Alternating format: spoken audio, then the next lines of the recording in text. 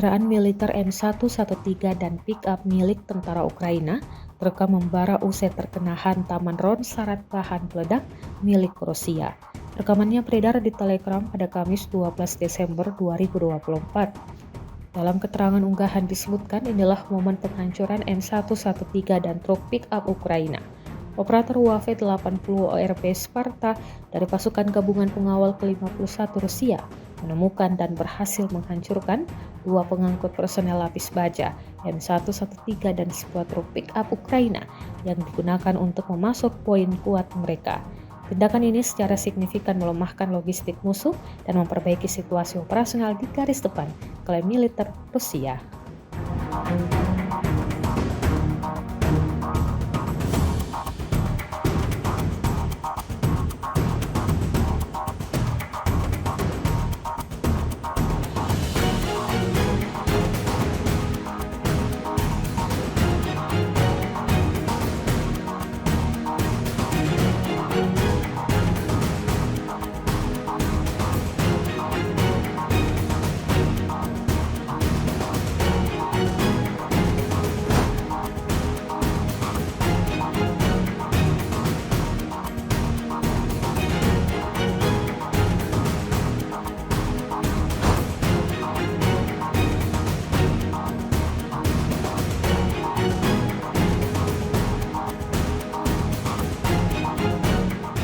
Download Tribun X sekarang, menghadirkan lokal menjadi Indonesia.